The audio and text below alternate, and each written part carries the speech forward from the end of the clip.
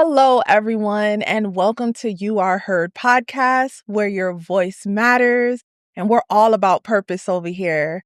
I have an amazing guest with us. She is going to provide us with amazing information in regards to her journey as a registered dietitian, and I'm just so excited.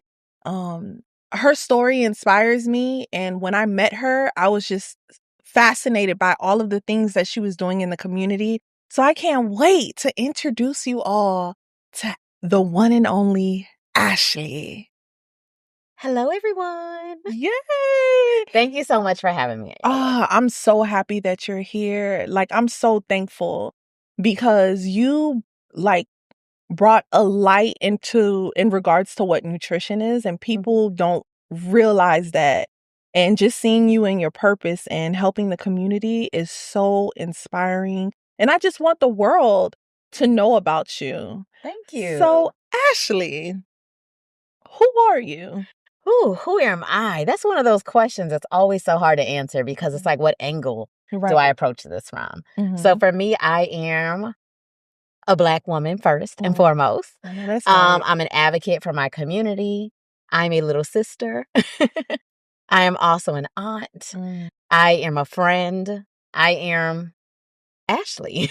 So I have so many parts to myself, but I know today the part we'll focus on the most is myself as a registered dietitian, a community advocate, and just someone who gets it. I can say that of myself. I just truly get it. Right. And you do. And what I like so much about the work that you do, you're not just a regular registered dietitian. You have made it your intention to focus on nutrition within the African diaspora. And a lot of people think that when they eat food that's within their culture, it may not be healthy. And I just love the approach that you take towards that. So what made you start doing that? Well, I'll say this to start off. Only 2.7% of dietitians are Black. So think about that. If only less than 3% of dietitians are Black, when it comes to all of the information we receive, where's it coming from? Right. Not Black people. No. So that means every textbook that I learned from in school was not written by a Black woman. All the literature we see when it comes to research, not by Black people. So how are we going to see positive things about Black people when it comes to nutrition if we don't have Black dietitians? Yeah. So in order to be a dietitian, we're like the credible source for nutrition. So just like you go to a dentist for your teeth, a chiropractor for your back and your spine, an optometrist for your eyes, dietitians, that's who you go to for your nutrition. Yes. And, I think it's so important because when we look at the numbers statistically of our health within the African American community, nutrition plays a key role in us being healthy. And what better way to, tackle that than with a dietitian that looks like you? Definitely. It's so important because when you go to other healthcare professionals, number one, you don't even want to tell them what you're eating half the time because you know that they're going to tell you it's bad.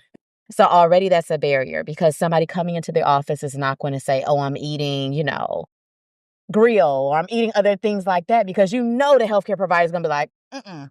But when you come to a Black dietitian, there's a certain level of comfort that you have. Right. Because we kind of just get it. Even though there's so much differences among the Black culture. Of course, we have different nationalities, different upbringings, but still there's like this underlying feeling of us just all being family. So when you talk to a Black dietitian, we just get it. Right. And also we listen. No. Oh, sorry. I was about to go in. Go in. No. You listen like this is important. Yes. And it's something called an affinity bias. Okay. So an affinity bias it means that we naturally gravitate towards people that remind us of ourselves or that have qualities that resemble us. Right. So think about when you're in a grocery store. If there's 3 aisles open, which register do you go to? The cashier that you feel looks the most like you. Yep. Whether it's a hairstyle, whether it's their height, whether it is their skin tone, you go to people that look like you. We feel more comfortable with people that look like us. Right. So the same when it comes to dietitians and healthcare providers. When you go to somebody that looks like you, you know that they just get it and you get better care from them. And on the other end, you provide better care when people look like you. So if you can relate to your patients, you're going to just go straight into it and help them out. compared to when you're trying to decode and figure out what they're saying. It's a difference. It is a difference. And to be honest, like my OBGYN, Black, my doctor, Black. So my registered dietitian, Black. Period. Black. And I think, the whole team has to be Black because we're in these spaces. And I think it's so important. Like, what made you say, you know what, I want to be a registered dietitian? Oh, well, I didn't know about the profession. I'll tell you that. I didn't know anything about a dietitian or what it was until I went to college. Originally, I think I wanted to be a psychologist. And then after that, I switched to exercise science. And with exercise science, it's a lot of science and math courses. So when I took science of nutrition, I was like, oh, this is good. Because we eat every single day. You put food into your mouth and we have no clue what happens. Does it evaporate? Yeah. What happens to it?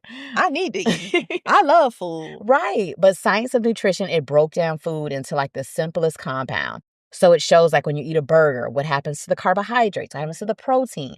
How does that fuel our body? And it was just so interesting to me. And I am a nerd. So for me, all the science and all of that was just like amazing. And then I switched my major and I was like, okay, this is it.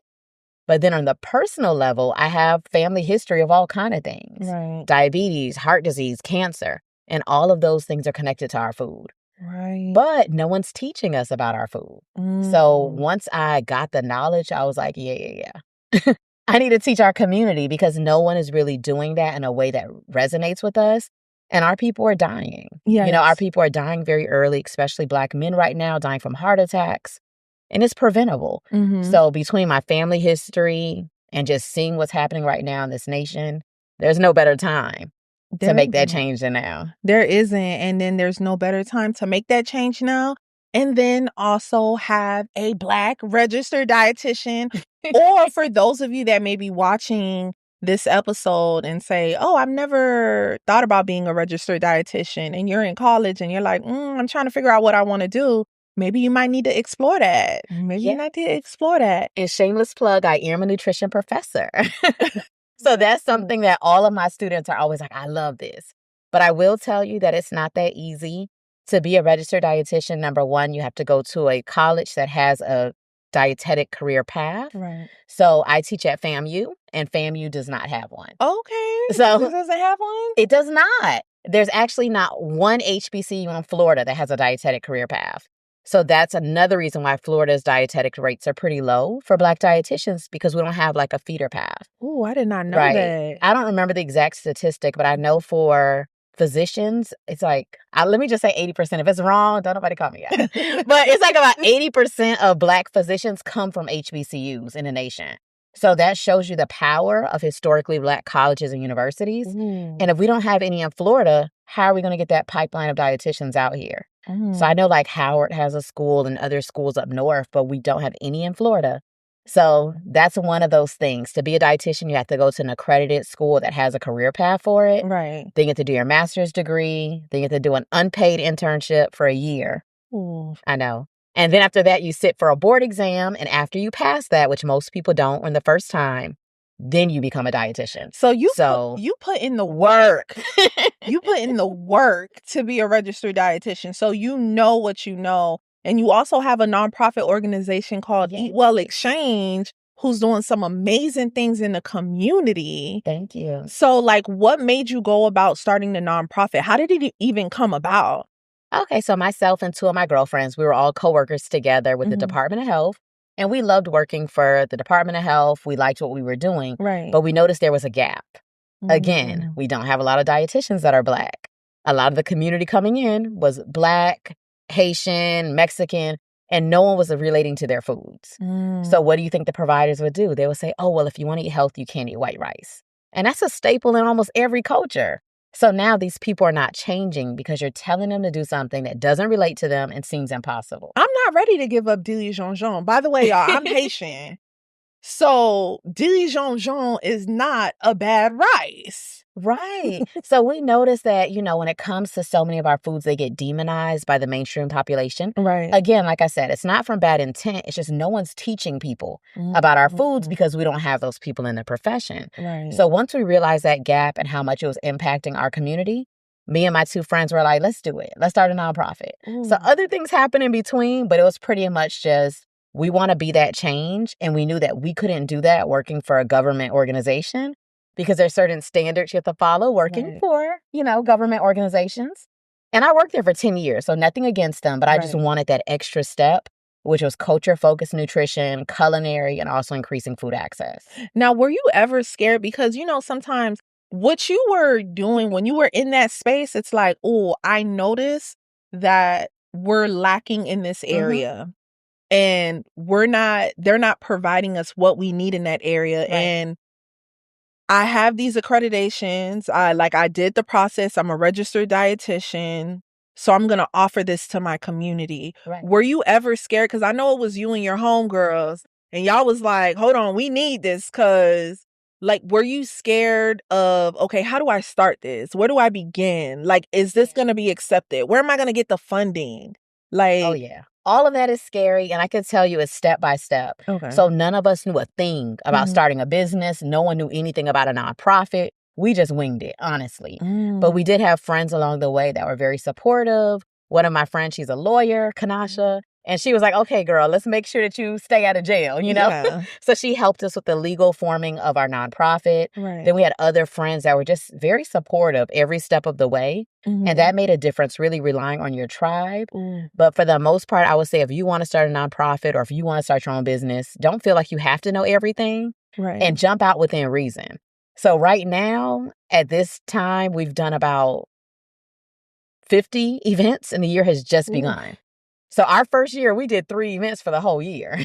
Right. So jump out within reason for yourself. Don't feel like you have to come out here and be on the scene. Do what you can within your realm, and that's going to help you be successful because you're not going to overshoot. Oh, that's such beautiful advice, because a lot of times people want to start something. They're passionate about something and they want to start it and they feel like it has to be they go too hard. Yeah. And then they get discouraged. So that's so refreshing, because you were like, first year we did 3 events. That's it.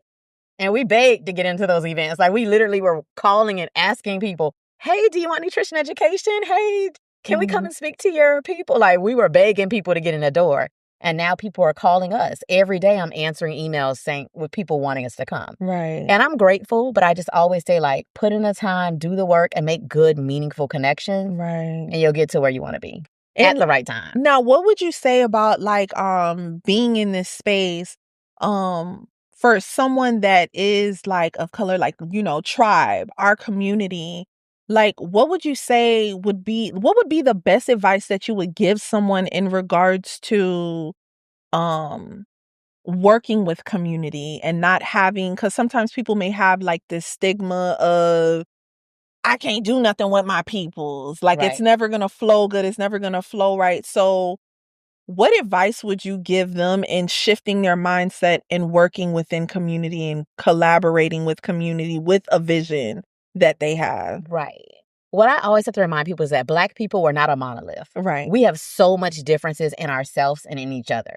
So if you're that Black person that feels like, oh, I can't work with Black people because this one person did me wrong, it's nah, that's not for you. Right. Honestly, you're cool, but this is not for you. Right. Because Black people, we're all different. Just like every single race that you meet has those good and those not so good people. But I can say the EatWell Exchange, my life, my business, everything that I have, I feel, is based off of the strength of Black people. Ooh. So with that being said, I'm always going to be I'm helping my people. And if someone does me wrong, that person did me wrong. Right. It's not Black people did me wrong. And that's just how I feel. And I feel like coming into the community, number one, you have to be invited in. Yes. So even though I'm Black, I'm from Liberty City, I can't just go to Liberty City and start dropping gardens everywhere and start giving out food. I need to talk to those people. I need to go to the churches. I need to go to the events and find out what's happening. Who is the lead person that I need to speak with? What does the community want? Right. And I think a lot of people, they go into communities and just start moving and shaking stuff. And then they get upset because they're like, oh, people are ungrateful. It's well, nobody asked you to come here. And the same for Little Haiti. I'm not of Haitian descent, but we have an entire program in Creole. Right. So with that being said, we partnered with Fritz, who's a community member. And he is that liaison to the community. And it's so important to just not hop into places and say oh, you don't have access to food, let me give you food. No. Find out what the community wants, find out what they need, and find out who they want it from. because you're not always that person. And it's okay. It's okay. And by the way, that you mentioned Fritz, the workshop that one of the first workshops that I did with them, and it was like amazing. It was like soup jumeau. Yes. And it was so good and it was so refreshing that you were, one, providing the resources, providing food to the community. Two, teaching them. If you didn't know how to make soup jumeau, now you know. You learned that day. And I love how you collaborated with Fritz, who was someone that was in the community, who's done work in the community. Yes. And you're like, okay, well, this is what we're offering. And this is how we can team up and work together to make our community, make our tribe better. So that's just so beautiful. And alignment. So now, as far as like workshops, what other things do you do besides the cooking, like workshops? Okay, so we do some gardening as well. We're all about food access too. So we have gardening classes. We do free farmers markets. And I believe you went to one of those. Yes. Where you can get all the fruits and veggies you want for free. And we provide nutrition education as well. We also have our nutrition education pillar. Right. So that's a lot of speaking events. Most of the year, I'm traveling, speaking. Myself and Jasmine, we're speaking for different organizations. So we can't teach the entire community. Right. So a lot of our presentations are teaching other dietitians, physicians, and healthcare professionals how they can be more culturally competent. Right. And we also work with other organizations as well. And then we have our culinary programs. So we have the Prevent Diabetes program. We have the kids culinary. We started a seniors culinary program. And most recently, we started a plant-based, so garden to table. Ooh, I so love lots that. of good stuff. Oh, that's amazing. And I know you have a YouTube where you have like kids that are like cooking, learning how to cook, everything nutrition. It's amazing. So you definitely need to check out their YouTube channel for sure. EatWell Exchange. And they have some good recipes. It's not only for the kids, it's for me too. Yes. It's for me too. Now, you mentioned something in regards to like the speaking engagements that you do in educating other people that are within your field. I remember there was one time, we were at CoSpace. By the way, you guys, shameless plug-in. We're filming this podcast here at this amazing co-working studio called CoSpace. It's a phenomenal space. If you're ever in the Miami Gardens area, definitely come to CoSpace and check us out. Yes. I'll tag their information below. So just shameless plug-in. But we were having an amazing conversation here at CoSpace, and we were talking about pickled eggs. Yes. We were talking about pickled eggs. Okay. So growing up as a kid, I'll eat pickled eggs. I'll go to the corner store, I'll get my pickled eggs, hot fries, all that kind of stuff. And pickled eggs was something that we all used to eat. I think we would pay like 25 cents, eventually went up to 35 cents for one pickled egg, right? So I went to a dietitian's conference and they were selling these a probiotic snack. And I was like, okay, that's nice. Yes, a probiotic egg. So I was like, oh, let me see. She opened this little container and it was a pickled egg, y'all. Pickled for egg. $9, a pickled egg for $9. And I could not fix my face. I know my jaw was to the ground. I was like, y'all selling pickled eggs? Number one, you're calling it a probiotic egg, which you're labeling it by the benefit. When I was eating it as a little kid, there was no benefit. Like it was like a hood snack. Right. And now all of a sudden, once the mainstream discovers it, now it becomes a probiotic egg. And it's sophisticated and went to college, and now you can charge $9. And I was hot when I heard that because it's just so interesting. And I think that's why it's so important to talk to registered dietitians that look like you so you don't fall for the trap, because something that they may have projected and say is bad is actually good. Right. And that's why, honestly, to me, a big thing is just discovering our own food. Right. Don't wait for the papaya to become mainstream. Don't wait for soursop. Don't wait for all these things, pickles, to become mainstream. Learn about our foods now, because our foods have so much power when it comes to nutrients, as far as our foods healing our bodies. Right. So we need to learn those things, and that's a lot of what we do. And then also our foods have stories.